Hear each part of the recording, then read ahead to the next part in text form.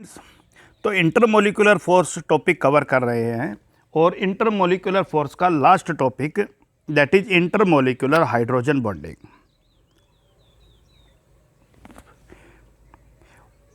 Initial idea hydrogen bonding को लेकर clear है आपके दिमाग में, और वो क्लियर ये है कि एक बहुत common example HF, right.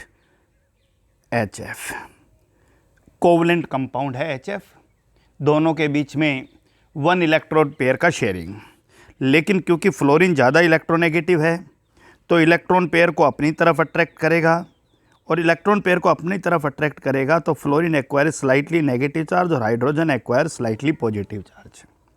Similarly the second HF molecule, okay. अब इन दोनों HF मॉलिक्यूल्स के बीच में एक मॉलिक्यूल के मोर इलेक्ट्रोनेगेटिव एटम और दूसरे मॉलिक्यूल के हाइड्रोजन के बीच में जो इंटरमोलिकुलर फोर्स है, इसी इंटरमोलिकुलर फोर्स को नाम दिया गया हाइड्रोजन बॉन्डिंग। क्लियर हो गया? तो कोई पूछे भाई कि डिफाइन करिए हाइड्रोजन बॉन्डिंग को, तो आप कहोगे भाई it is a type of intermolecular force. ये इंटरमोलिकुलर फोर्स का एक टाइप है, राइट। और जो एग्जिस्ट करता है किसके बीच में? एक मॉलिक्यूल के मोर इलेक्ट्रोनेगेटिव एटम और दूसरे मॉलिक्यूल के हाइड्रोजन के बीच में। So it is called hydrogen bonding. तो similarly hydrogen bonding takes place between water molecule is, this is oxygen, hydrogen and hydrogen, oxygen, hydrogen and hydrogen.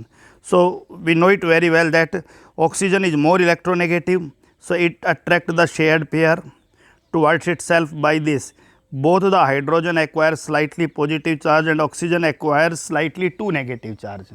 Similarly in the next molecule, hydrogen acquires slightly positive charge, oxygen acquires slightly 2 negative charge. And now there is again intermolecular hydrogen bonding. इस बार दो जगह पर hydrogen bonding बन गया है। So this is the hydrogen bonding between water molecules. Clear हो गया? तो हाइड्रोजन बॉन्डिंग को डिफाइन हम कर चुके हैं। पहले भी हमें आइडिया था, पिछली 2-3 क्लासेस जब हमने कवर किया था तो हमें आइडिया था कि हाइड्रोजन बॉन्डिंग किसे कह रहे हैं, लेकिन आज हम इस टॉपिक को थोड़ा और डिटेल में पढ़ेंगे। लास्ट क्लास में हमने बात किया था कि हाइड्रोजन बॉन्डिंग प्रायोरिटी में कहाँ देखने को मिलेगी? HF के अंदर, HO बॉन्ड के अंदर, और H और N जहाँ भी आपको ये बॉन्ड बने हुए दिखाई दे वहाँ पर इंटरमोलिकुलर हाइड्रोजन बॉन्डिंग देखने को मिलेगी, राइट। और ऐसा इसलिए है क्योंकि जो इलेक्ट्रोनेगेटिविटी डिफरेंस है वो यहाँ काफ़ी ज़्यादा है। इलेक्ट्रोनेगेटिविटी डिफरेंस ज़्यादा होने की वजह से जो पोलैरिटी है वो भी बहुत ज़्यादा है, slightly positive, slightly negative, slightly positive and slightly negative, slightly positive and slightly negative. बाकी को तो मैंने यूज ही नहीं किया है, राइट। ये तीनों के तीनों बॉन्ड पोलर है, और इन तीनों के अंदर सबसे ज़्यादा पोलर आपका HF बॉन्ड है, मोस्ट पोलर, और इन तीनों के अंदर लिस्ट पोलर NH बॉन्ड है। तो फिर क्लियर सी बात है, इंटरमोलिकुलर हाइड्रोजन बॉन्डिंग HF में ज़्यादा है और OH के अंदर कम है, राइट। तो 2-3 सीधे सीधे क्वेश्चंस हम लोग करके आए थे, चलिए उनको एक बार फिर कवर कर लेते हैं। Number 1, H2O is liquid while NH3 is gas, right? So H2O polar molecule, intermolecular hydrogen bonding, NH3 polar molecule, intermolecular hydrogen bonding. लेकिन H2O जो है उसमें आप सबको पता होना चाहिए कि H2O मोर पोलर है। क्यों है भाई? क्योंकि OH बॉन्ड ज़्यादा पोलर होता है किससे? NH बॉन्ड से। रीजन आपसे पूछे, रीजन है इलेक्ट्रोनेगेटिविटी डिफरेंस OH के अंदर ज़्यादा है, किसकी तुलना में? NH की तुलना में। तो ये बहुत सिंपल सा पॉइंट है जिसके हेल्प से आप लोग इस पॉइंट को और अच्छे से समझ पा रहे हो, राइट। इस क्वेश्चन को दूसरे लैंग्वेज में भी पूछ सकते हैं कि H2O have more boiling point, H2O का बॉइलिंग पॉइंट ज़्यादा है, more boiling point than NH3, right. अब आप सबको पता है इंटरमोलिकुलर हाइड्रोजन बॉन्डिंग तो दोनों में ही है, लेकिन H2O की इंटरमोलिकुलर हाइड्रोजन बॉन्डिंग NH3 से ज़्यादा है, और रीज़न उसके पीछे जो दिया गया वो दिया गया भाई कि H2O में OH बॉन्ड ज़्यादा पोलर होता है किसकी तुलना में, NH3 के NH बॉन्ड की तुलना में। और ज़्यादा पोलर है किसकी वजह से, इलेक्ट्रोनेगेटिविटी डिफरेंस ज़्यादा है, और ज़्यादा पोलर है तो इंटरमोलिकुलर हाइड्रोजन बॉन्ड भी ज़्यादा ही होगा। One more question, out of HF and H2O which have more boiling point, more boiling point. So we know HF have very large difference in the electronegativity in comparison of HO, right? HF bond is more polar, OH bond is less polar। और अगर data के base पे जाना चाहो तो समझ लीजिए 2.1 electronegativity 4.0 electron pair को बहुत ज़्यादा खींचेगा, राइट। 2.1 और 3.5 खींचेगा, लेकिन उतना ज़्यादा नहीं खींचेगा। तो आपसे कोई पूछे HF बॉन्ड पोलर ज़्यादा है या OH बॉन्ड ज़्यादा पोलर है, आपका जवाब होगा HF बॉन्ड ज़्यादा पोलर है, राइट। अब HF जो बॉन्ड ज़्यादा पोलर है तो हाइड्रोजन बॉन्डिंग भी इसी के अंदर ज़्यादा स्ट्रॉन्ग होगा, राइट। बट बहुत इंपॉर्टेंट पॉइंट है, but H2O have more boiling point. बस यहीं से मैं कह रहा हूं कंपटीशन के क्वेश्चन यूं ही बनते हैं। हम लोग इसी चैप्टर के अंदर दर्जनों क्वेश्चन ऐसे कवर कर चुके हैं जो हम कुछ सोच रहे थे और रिजल्ट उनका कुछ और निकला, right. So H2O have more boiling point, H2O का बॉइलिंग पॉइंट ज़्यादा है किससे, देन HF, राइट। अब आप कहोगे तो सारा ही गड़बड़ हो गया, HF बॉन्ड ज़्यादा पोलर है किससे, NH से। अब इसी क्वेश्चन को हम लोग लेके चलते, जब हमने कंपेयर किया था अभी H2O और NH3 में, तो हमने कहा था भाई बॉइलिंग पॉइंट H2O का ज़्यादा है। रीजन क्या दिया, H2O का OH बॉन्ड ज़्यादा पोलर है किससे, NH3 के NH बॉन्ड से। ज़्यादा पोलर है क्योंकि इलेक्ट्रोनेगेटिव डिफरेंस ज़्यादा है, तो इसका हाइड्रोजन बॉन्डिंग स्ट्रॉन्ग है, NH3 का हाइड्रोजन बॉन्डिंग वीक है।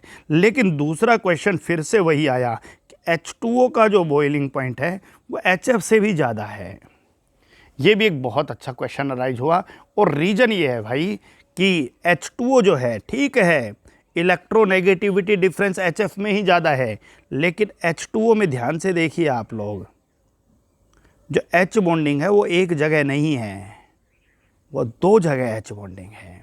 Yes, this is slightly positive, slightly positive, slightly to negative.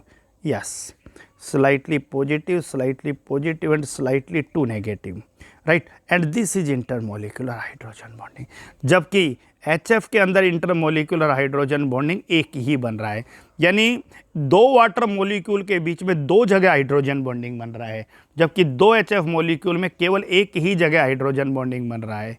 कहाँ बन रहा है, yes, this is the intermolecular hydrogen bonding, this is inter. तो पॉइंट क्लियर होना चाहिए भाई, क्लियर है। तो ये ध्यान रखिएगा कि H2O का बॉइलिंग पॉइंट NH3 से भी ज़्यादा है और HF से भी ज़्यादा है, जबकि H2O में जो OH बॉन्ड है उसकी इलेक्ट्रोनेगेटिविटी डिफरेंस अगर चेक करो तो वो HF से तो कम है, लेकिन NH से ज़्यादा है। फिर भी आप लोगों को ये पॉइंट ध्यान रखना है, तो मैं पॉइंट क्लियर कर देता हूँ भाई कि electronegativity difference that is HF के अंदर मैक्सिमम है, फिर OH बॉन्ड के अंदर है, फिर NH बॉन्ड के अंदर है। ये पहला पॉइंट जो हमने यहाँ क्लियर कर लिया, ओके। दूसरी तरफ अब इलेक्ट्रोनेगेटिव रेंज ज़्यादा है, फिर भी मेरा प्रश्न था बॉइलिंग पॉइंट, H2O का बॉइलिंग पॉइंट HF से भी ज़्यादा है, और H2O का बॉइलिंग पॉइंट किससे ज़्यादा है, NH3। तो यहाँ तो रीजन आपके पास बहुत क्लियरली अवेलेबल है, लेकिन इसे आप एक एक्सेप्शन के तौर पे देखिएगा और इसके बारे में अच्छे से सोचिएगा। तो ये भी एक पॉइंट है। चलिए और आगे बात करते हैं, कंपेयर करते हैं हम लोग बॉइलिंग पॉइंट, क्योंकि हम लोगों ने पिछले क्लास में भी बहुत ज़्यादा बात किया था बॉइलिंग पॉइंट को लेकर, okay. Hydrides of group 14, hydrides of group number 14। पहली बात, हाइड्राइड किसे कहते हैं, किसी भी एलिमेंट का हाइड्रोजन के साथ बाइनरी कंपाउंड, बाइनरी का मतलब है उस कंपाउंड में दो ही एलिमेंट हों, एक हाइड्रोजन हो और एक कोई दूसरा एलिमेंट हो। तो ग्रुप 14 का तो आप सबको पता है, एलिमेंट कहे, शिव, जी, राइट, एंड दैट्स ओके, सुने और पार्वती, राइट। सो कहे, शिव, जी, सुने, पार्वती, ओके। तो मैं 4 एलिमेंट लिख लेता हूँ, 5वां क्यों नहीं लिख रहा, आगे बात करेंगे, क्योंकि इससे ये जो 5वां एलिमेंट है इसके अगल बगल वाले बहुत सारे एलिमेंट रेडियो एक्टिव हैं, तो उनके बारे में हम सभी में छोड़ के चलेंगे। तो मैं लिख रहा हूँ भाई, हाइड्राइड, कार्बन अपना हाइड्राइड CH4 बनाएगा, सिलिकॉन अपना हाइड्राइड SiH4 बनाएगा, जर्मेनियम अपना हाइड्राइड दैट इज, और SN अपना हाइड्राइड ये बनाएगा। अब सबको पता है जी ये सारा का सारा नॉन पोलर है, और नॉन पोलर है तो सब में जो फोर्स काम कर रही है वो डिस्पर्जन फोर्स काम कर रही है, और डिस्पर्जन फोर्स किसके साथ इंक्रीज होती है, साइज के साथ इंक्रीज होती है। तो CH4 से ज़्यादा बॉइलिंग पॉइंट, ध्यान दीजिएगा, किसका होगा, SiH4 का, SiH4 से GH4 का, और GH4 से SNH4 का, राइट। आप लोग बहुत आसानी से इस चीज़ को समझ गए होंगे। अब प्रॉब्लम यही था कि मैंने हाइड्रोजन बॉन्डिंग को सबसे लास्ट में क्यों पढ़ा रहा हूँ, आप समझ लीजिए ना, कि हाइड्रोजन बॉन्ड CH4 में नहीं है। हम लोग इस तरह के क्वेश्चंस को कवर नहीं कर पाते, फिर हमें ये लास्ट में ही करने पड़ते। अब हम इन सब क्वेश्चंस को इसी के साथ साथ कवर कर पा रहे हैं। चलिए, ग्रुप नंबर 14 का हाइड्राइड्स नॉन पोलर है नेचर में, नॉन पोलर है तो डिस्पर्जन फोर्स काम करेगा, जिसको आपने इंड्यूस्ड डाइपोल फोर्स कहा था, राइट। और इंड्यूस्ड डाइपोल फोर्स साइज के ऊपर डिपेंड करता है। Number 2 question, hydrides of group 15 elements, hydrides of group 15, okay. So Nepal, Pakistan, Australia सब बिके। चलिए, NH3, PS3, ASH3, SbH3. Here NH3 is polar and intermolecular hydrogen bonding. Try to understand. While the other have very less polarity, sometimes the teacher say it dipole interaction, but due to their less polarity you can comparison these as compare these, और आप इसको non polar molecules की category में रख सकते हो। तो dipole की बजाय आप लोग बेहतर रहेगा इन सब के अंदर कौन सा फोर्स यूज करो, डिस्पर्जन फोर्स यूज करो, क्योंकि PS3 में तो फिर भी डाइपोल है, लेकिन बाद वालों के अंदर आप लोगों को डिस्पर्जन फोर्स ही मिलने वाला है, ये ध्यान रखना। तो डाइपोल नेग्लेजिबल है, इसलिए मैं मिटा देता हूँ इस डाइपोल को, ये कन्फ्यूज भी करेगा आपको। अब देखिए ध्यान से, बॉइलिंग पॉइंट, NH3 का बॉइलिंग पॉइंट ज़्यादा है PS3 से। 12th क्लास में पूछा जाएगा ये क्वेश्चन भाई, 10th class P block element nitrogen family, और आपसे ये क्वेश्चन पूछा जाएगा NH3। तो कोई दिक्कत नहीं है भाई, आप लोग ये कहोगे भाई NH3 intermolecular hydrogen bonding, clear हो गया कि नहीं हो गया। NH3 में इंटरमोलिकुलर हाइड्रोजन बॉन्डिंग है, जबकि दूसरी तरफ आपका मामला PS3 को रखा, जिसमें आप लोग डाइपोल फोर्स या डिस्पर्जन फोर्स के बारे में बात कर रहे हो, क्योंकि बहुत कम पोलैरिटी है। और PH3 के बाद देखिए ASH3, PS3 से ज़्यादा ASH3, बड़ा ट्विस्ट हो रहा है, राइट। NH3 और PH3 में NH3 का ज़्यादा, लेकिन PH3 और ASH3 में ASH3 का ज़्यादा, क्योंकि आप सबको पता है कि इसके बाद अब जो ट्रेंड है वो बदल गया है। अब आप ध्यान से देखिए, ट्रेंड पहले क्या था और अब क्या है। यहाँ तक तो कहानी कुछ और थी, राइट। नाइट्रोजन से फॉस्फोरस के हाइड्राइड तक गए तब तो कहानी कुछ और थी, और फॉस्फोरस से फिर आप और नीचे गए तो फिर कहानी कुछ और बदल गई, यानी यहाँ डिक्रीज हुआ था और यहाँ इंक्रीज हुआ। रीजन, यहाँ के पीछे जो रीजन है वो लड़ाई सीधा H bonding versus dispersion force है भाई, H bonding versus dispersion force है, राइट। NH3 में इंटरमोलिकुलर हाइड्रोजन बॉन्डिंग और PS3 में डिस्पर्जन फोर्स है, जबकि बाकी जो तीनों है ना, उन तीनों में dispersion force versus dispersion force है, और डिस्पर्जन फोर्स बढ़ती है किसके साथ भाई, साइज के साथ बढ़ती है। तो आप लोग यूं कह सकते हो भाई कि ग्रुप नंबर 14 का हाइड्राइड, ठीक है, ये बॉइलिंग पॉइंट बढ़ता जा रहा है, सब नॉन पोलर है, डिस्पर्जन फोर्स है, ये हाइड्राइड है ग्रुप नंबर 14 की। ग्रुप नंबर 15 का हाइड्राइड नेपाल, पाकिस्तान, ऑस्ट्रेलिया, सब बीके, यस। यहाँ पर hydrogen bonding versus dispersion force, और यहाँ पर dispersion force versus dispersion force, और जो डिस्पर्जन फोर्स है वो साइज पे डिपेंड करती है। तो PS3 से बड़ा साइज ASH3 का, ASH3 से बड़ा साइज SVH3 का। तो ये बहुत जर्नल से पॉइंट थे जिनके बारे में हम लोग, ओके। ग्रुप नंबर 16 के हाइड्राइड, ओके, चलिए, H2O, H2S, H2SE, H2TE। फिर से मामला देखिए भाई, कोई दिक्कत? बोलिए भाई, कोई दिक्कत नहीं होना चाहिए। यहाँ पर hydrogen bonding versus dispersion force, और यहाँ पर dispersion force versus dispersion force, जो साइज के साथ बढ़ता है। तो पॉइंट क्लियर होना चाहिए भाई आपके दिमाग में, okay. And next one is hydride of group number 17, HF, HCl, HBr और HI। And the next point is, कोई दिक्कत भाई, right, hydrogen bond versus dipole dipole interaction, HCl dipole dipole, right. और उसके बाद डाइपोल डाइपोल वीक होता गया और डिस्पर्जन फोर्स बढ़ता गया, डिस्पर्जन फोर्स बढ़ता गया। तो इसका मतलब है डाइपोल डाइपोल का मैग्नीट्यूड घटता गया, लेकिन डिस्पर्जन फोर्स का बढ़ता गया, वो प्रीडोमिनेंट होता गया। तो यहाँ पर dispersion force versus dispersion force, और डिस्पर्जन फोर्स बच्चों डिपेंड करता है किसके ऊपर? साइज के ऊपर। तो क्वेश्चन आप लोगों को मैं दे रहा हूँ, आप अपनी नोटबुक में नोट कीजिए। Arrange the hydrides of number 1 group 14, number 2 group 15, number 3 group 16 and number 4 group 17, right, in order of their boiling point. उनको उनके बॉइलिंग पॉइंट के ऑर्डर में लिखिए, किसी भी ऑर्डर में लिख सकते हैं आप, इंक्रीजिंग डिक्रीजिंग, लेकिन एक प्रॉपर ऑर्डर में लिखिए। तो मेरे ख्याल से आप लोग बहुत अच्छे से इन क्वेश्चन के हेल्प से आप लोग हाइड्रोजन बॉन्डिंग को कवर कर पाओगे, और हाइड्रोजन बॉन्डिंग को लेकर आपके आइडिया क्लियर भी हो गए हैं, राइट, ओके। अब हमारा प्रश्न आता है भाई कि हाइड्रोजन बॉन्डिंग के कुछ क्वेश्चन के साथ साथ कुछ सिंपल क्वेश्चन अराइज होते हैं। H2S is more volatile, more volatile का मतलब है इजीली इसके वेपर बन जाते हैं, देन H2O।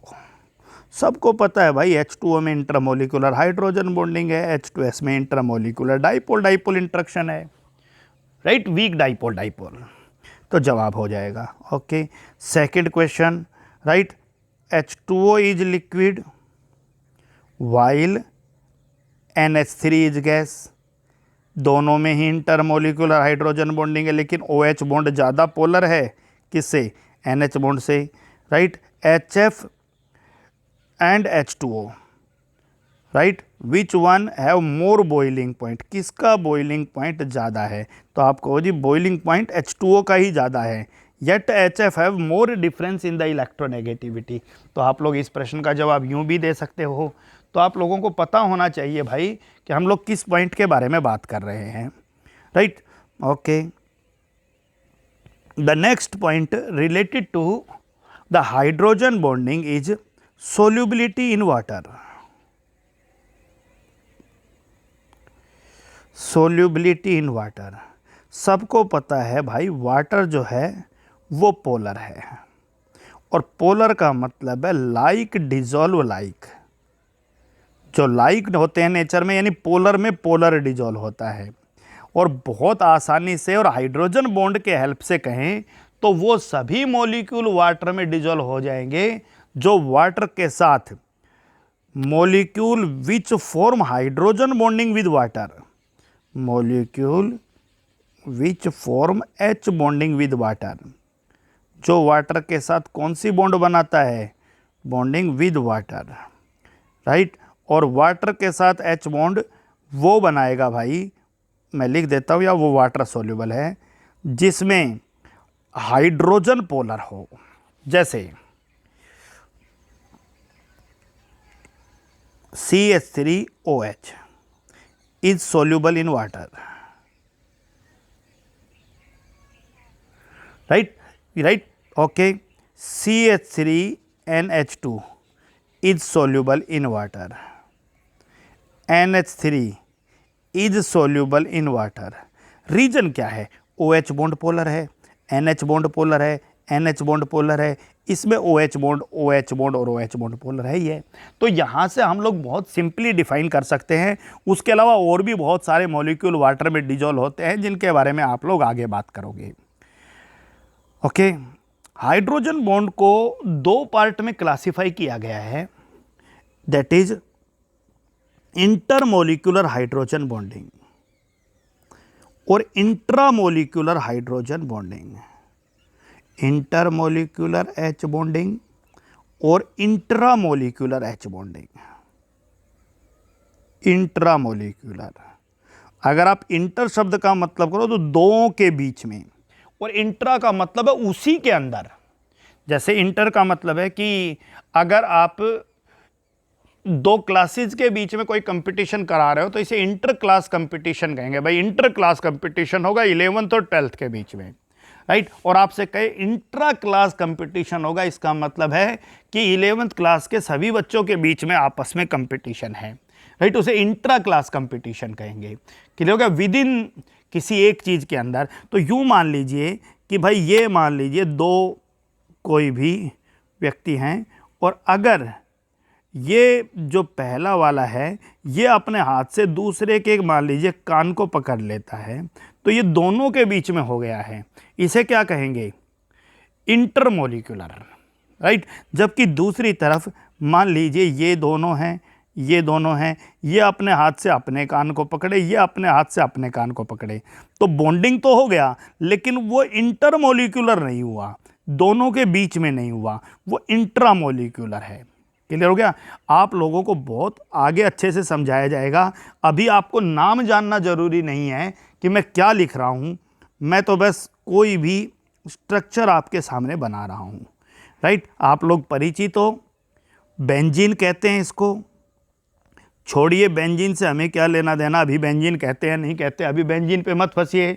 बेंजीन पर OH है, उसको क्या कहते हैं? फिनोल कहते हैं, लेकिन आपको उससे भी कोई लेना देना नहीं है, राइट। और उसके ऊपर हम लोग आपका NO2 जोड़ देते हैं, N डबल बॉन्ड हो, और ये कोऑर्डिनेट बॉन्ड है, पॉजिटिव और negative.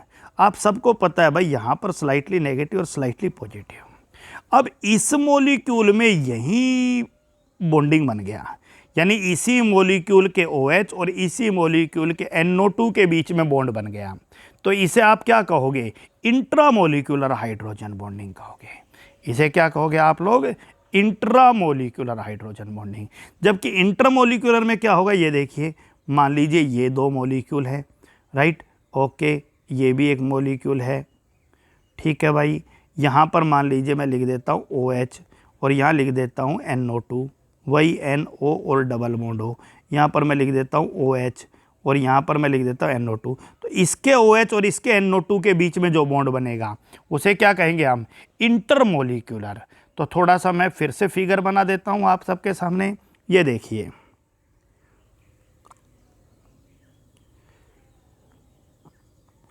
This is benzene OH and N double bond हो, राइट, पॉजिटिव और नेगेटिव।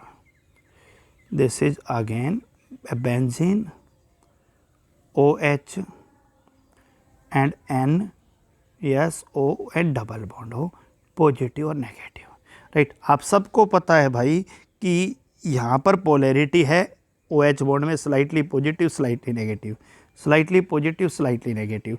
तो ये जो बॉन्डिंग है भाई, ये जो बॉन्डिंग है ये दो मॉलिक्यूल के बीच में है, so it is called intermolecular hydrogen bonding, right. जबकि दूसरी तरफ यानी वाटर वाटर में इंटरमोलिकुलर, HF में इंटरमोलिकुलर, लेकिन यही मॉलिक्यूल अगर ये है डबल बॉन्ड हो, ये नेगेटिव और ये पॉजिटिव, आप सबको पता है ये स्लाइटली ओके यस, ये नेगेटिव, ऑक्सीजन ज़्यादा electronegative, negative charge, nitrogen positive charge है, ऊपर भी हमने यही किया, राइट। और hydrogen slightly positive, oxygen slightly negative charge. अब क्या होगा भाई, राइट, उसी मॉलिक्यूल के अंदर H बॉन्डिंग है, सो it is called intramolecular hydrogen bonding. ऊपर इंटर और यहाँ पर क्या बन गया, इंट्रामोलिक्यूलर हाइड्रोजन बॉन्डिंग, राइट।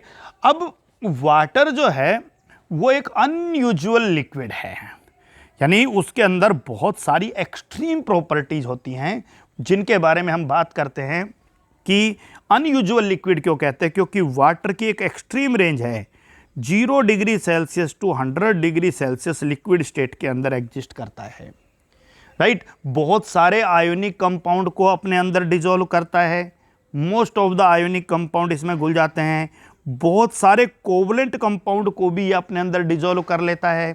तो बहुत सारी यूनिक प्रॉपर्टी हैं किसके अंदर, वाटर के अंदर। तो थोड़ा सा हम लोग समझ लेते हैं कि आखिर वाटर के अंदर हाइड्रोजन बॉन्डिंग कैसे चेंज होती है। तो आप समझिए कि वाटर अगर बिलो 0 डिग्री सेल्सियस है तो वो आइस के रूप में एग्जिस्ट करता, आइस, राइट। और उसके बाद जैसे ही वो 0 डिग्री से अबाव आता है, अबाव 0 डिग्री सेल्सियस, वो आपका वाटर लिक्विड स्टेट में बदल जाता है। तो रीजन क्या है भाई कि वाटर आइस के फॉर्म में है, तो क्या फिनोमिना है, देखिए ध्यान से, ये आपके वाटर मॉलिक्यूल हैं, H2O, O है और H2O है, O है, H2O है, इस तरह का फिनोमिना आप समझ सकते हो, ये आपका हाइड्रोजन बॉन्डिंग है। इस तरह से आइस के अंदर वाटर केज लाइक स्ट्रक्चर बनाता है, केज की तरह, केज का मतलब है आपका पिंजरे की तरह है। इस तरह से वाटर हाइड्रोजन बॉन्डिंग शो करता है, इस तरह से जैसे ये पिंजरा बन गया, क्लियर हो गया, केज बन गया। जैसे ही हम टेम्परेचर इंक्रीज करेंगे, ध्यान देना, टेम्परेचर इंक्रीज करेंगे तो ये जो वैकेंट स्पेस है, इस वैकेंट स्पेस को ऑक्यूपाई करेगा कौन, ध्यान दीजिए, फिर मैं बना देता हूं, okay, wait for a minute, OH OH और H, OH और H, ये आपका हाइड्रोजन बॉन्ड था। इस वैकेंट स्पेस को ऑक्यूपाई करेगा नियर बाई वाटर मॉलिक्यूल, जो सराउंडिंग के वाटर मॉलिक्यूल है। अब पहले उतने ही वॉल्यूम में वाटर के मॉलिक्यूल कम थे, अब उतने ही वॉल्यूम में वाटर के मॉलिक्यूल ज़्यादा हो गए। इसका मतलब 0 डिग्री सेल्सियस पर वाटर और 1 डिग्री सेल्सियस पर वाटर, राइट। आपसे कोई पूछे भाई कि ज़्यादा डेंसिटी कहाँ है, मोर डेंसिटी 1 डिग्री सेल्सियस पे है और लेस डेंसिटी आपकी कहाँ पर है भाई, 0 डिग्री सेल्सियस के ऊपर है। आपको पता होना चाहिए कि वाटर की डेंसिटी, जब वाटर आइस के फॉर्म में है तो उसकी डेंसिटी कम है, राइट। और जैसे ही टेम्परेचर बढ़ा उसकी डेंसिटी इंक्रीज हो गई। इसका मतलब आप समझिए कि वाटर की डेंसिटी टेम्परेचर इंक्रीज होने पर इंक्रीज हो रही है। कब तक होती है समझिए ध्यान से, फिर से इस कहानी को समझ लेते हैं। आइस और एट 0 डिग्री सेल्सियस और below 0 degree Celsius, OH H, OH and H, O है, H है और H है, ये हमने बना दिया है। और ये इनके बीच में H बॉन्डिंग है, ये H बॉन्डिंग है, डॉटेड लाइन से दिखा दिया, राइट। आप लोग दूसरा पेन भी यूज कर सकते हो ताकि और अच्छे समझ में, ये H बॉन्डिंग है भाई, this is H bonding. Oxygen 4 bond बना रहा है भाई, 2 कोवलेंट 2 हाइड्रोजन बॉन्डिंग, लेकिन दोनों को कंपेयर मत कीजिए कभी भी, क्योंकि हाइड्रोजन बॉन्ड एक केमिकल बॉन्ड है, जबकि ओके कोवलेंट बॉन्ड एक केमिकल बॉन्ड है। कोवलेंट बॉन्ड केमिकल बॉन्ड है जो हमने मेन लाइन से दिखाया है, और डॉटेड लाइन से जो दिखाया है वो हाइड्रोजन बॉन्ड है जो एक इंटरमोलिकुलर फोर्स है, ठीक है। एज टेम्परेचर इंक्रीजेज, जैसे ही टेम्परेचर इंक्रीज होगा क्या होगा भाई, ये मामला यूं था, ओके, ये ऐसे था बेटा, और इनके बीच में हाइड्रोजन बॉन्ड था ही, ये बीच में vacant space is occupied by water molecules, और वाटर मॉलिक्यूल जब इस वैकेंट स्पेस के अंदर आते हैं, इसका मतलब डेंसिटी इंक्रीजेज, डेंसिटी इंक्रीज। तो कोई क्यों ये पूछ ले आपसे कि वाटर को मेल्ट करने पर उसकी डेंसिटी क्यों बढ़ जाती है, तो आपके पास जवाब होना चाहिए भाई क्यों बढ़ जाती है। आपका पहला क्वेश्चन यहां से बना कि why ice is lighter than water. समझ में आया? आइस जो है वो वाटर से लाइटर क्यों है? क्योंकि उसका केज लाइक स्ट्रक्चर है भाई। समझ में आ गया नहीं आ गया? और टेम्परेचर जब इंक्रीज करते हैं तो जो हाइड्रोजन बॉन्ड है वो थोड़ा कोलैप्स करता है और उस केज के जो वैकेंट स्पेस है उसमें वाटर मॉलिक्यूल्स ऑक्यूपाई करते हैं। अब मामला आता है भाई, दिस प्रोसेस कंटिन्यू, ये प्रोसेस कंटिन्यू रहेगा up to 4 degree Celsius. 4 degree Celsius तक वाटर के मॉलिक्यूल एम्प्टी स्पेस में आएंगे और आने की वजह से ही डेंसिटी बढ़ती रहेगी, राइट।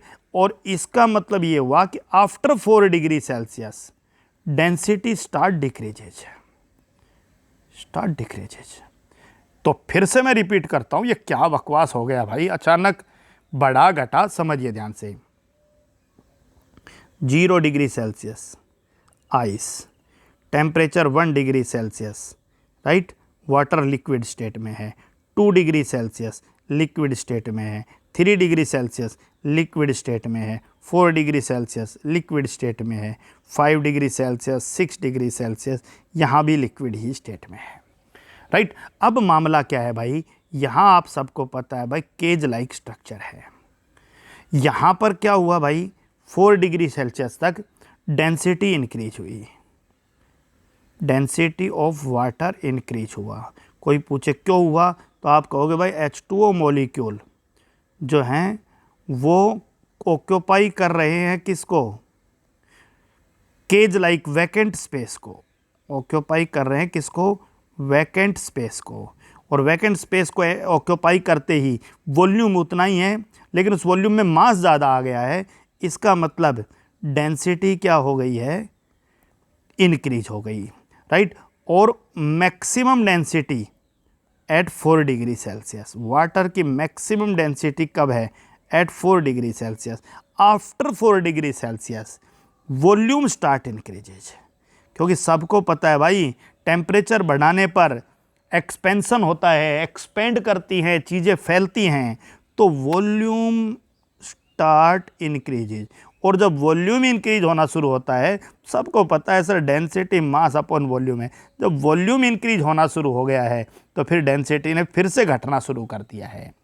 तो वाटर की मैक्सिमम डेंसिटी 4 डिग्री सेल्सियस पर होती है, सभी स्टूडेंट ध्यान रखें, राइट। आपसे कोई पूछे भाई 0 से 4 क्या हुआ, आप कहोगे जी 0 से 4 क्या हुआ कि वॉल्यूम लगभग सेम रहा, लगभग लिखिएगा, एक्यूरेट नहीं होता है, जबकि मास उसी स्पेस के अंदर इंक्रीज हुआ है, राइट। 4 के बाद 5, 6, 7 के बाद क्या हुआ, वॉल्यूम ने एक्सपेंशन की वजह से इंक्रीज होना स्टार्ट हुआ, मास भी इंक्रीज हुआ होगा, कोई दिक्कत नहीं है, वैकेंट स्पेस में अब भी आए होंगे, लेकिन अब वॉल्यूम प्रीडोमिनेंट हो गया है।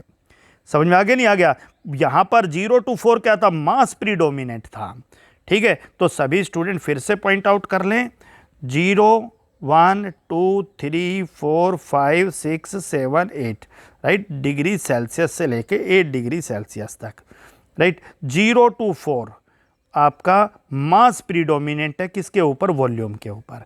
और 4 के बाद वॉल्यूम प्रीडोमिनेंट हो गया है किसके ऊपर, मास के ऊपर, क्योंकि डेंसिटी मास अपॉन वॉल्यूम है।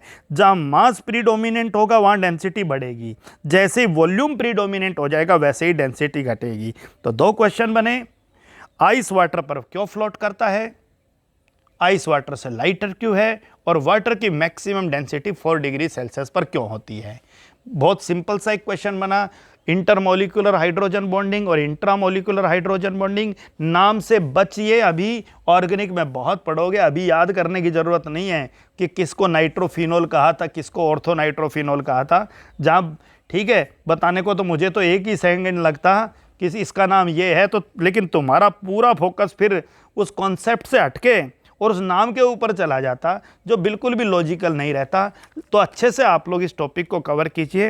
अब हम नेक्स्ट लाइव क्लास में इस पूरे टॉपिक के ऊपर बात करेंगे, इंटरमॉलिक्यूलर फोर्स, राइट। इसी टॉपिक के साथ खत्म हो रहा है। अब जैसे जैसे इनके एप्लीकेशंस आएंगे आपके कॉन्सेप्ट और अच्छे से कवर होते जाएंगे। So that's all for today.